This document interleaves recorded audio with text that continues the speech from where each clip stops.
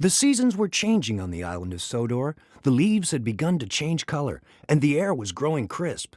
Thomas the tank engine was feeling restless. "Summer is almost over, and I haven't had any real fun," he complained. "You're a fussy little engine," replied Gordon. "We're not here to have fun. We're here to work." Well, that didn't make Thomas feel any better. "I'd rather be fussy and fun than bossy and boring," he retorted. The next morning, Sir Topham Hatt called the engines together. "We're opening a new branch line tomorrow," he told them. "I need one of you to check the signals on the new line to see that they're all working properly. Who will volunteer?" "I will," Thomas piped up. Checking signals wasn't much fun, but it was better than being bossed around in the train yard. "Off you go then," said Sir Topham Hatt, "and be sure to check every signal, Thomas. Safety is our first concern." Something about shiny new tracks always put Thomas in a good mood. He whistled merrily as he rolled along the new branch line. Checking signals is really useful, he thought. Safety is our first concern.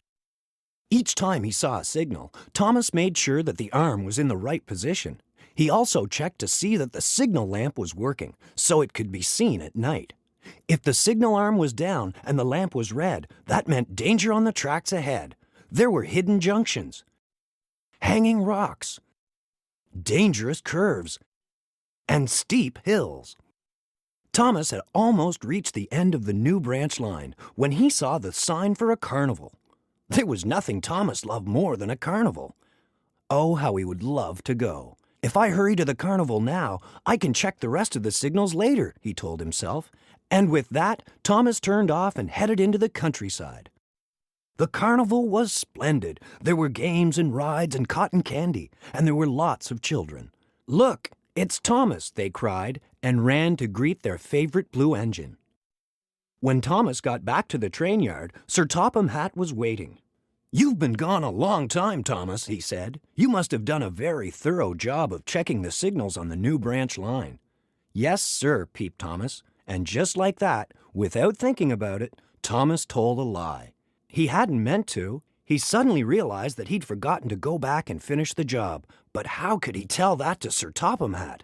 "Good," Sir Topham Hatt beamed. "Then everything is ready for tomorrow's grand opening." Thomas gulped. What if there was trouble? What if one of the unchecked signals didn't work? "I know," thought Thomas. "I'll get up very early tomorrow and go out to check the rest of the signals before the grand opening." That night, Percy was being loaded for his mail run when a call came into the station. Rain had washed out a section of track on the mail route. Percy would have to find a way around. "Don't worry, Percy," Sir Topham Hatt smiled. "You can take the new branch line." Off Percy went, pulling 2 big cars loaded with mail. The rain fell heavily. Each time Percy saw a red signal lamp, he slowed carefully until he had passed the dangerous spot.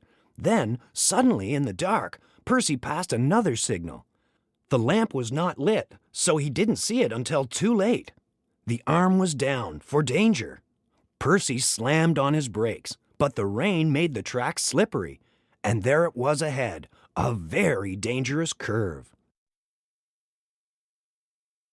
"Oh no!" cried Percy. He closed his eyes and did his best to hold on through the turn. Crash! One of the mail cars flew off the tracks and was smashed to bits. Percy shivered with fear from his close call. The next morning, Thomas awoke and sneaked out of his shed. Then he saw Percy returning with Sir Topham Hatt. "Percy has had a terrible fright," Sir Topham Hatt said sternly. "He almost derailed because of a signal lamp that didn't work. How could such a thing have happened, Thomas?" "Oh, sir, I'm so sorry, sir," Thomas sputtered. And it all came rushing out, about the carnival and the children, and about how he'd forgotten to go back and finish the job. "I'm sorry I told a lie," said Thomas sheepishly. "I just wanted to be part of the fun."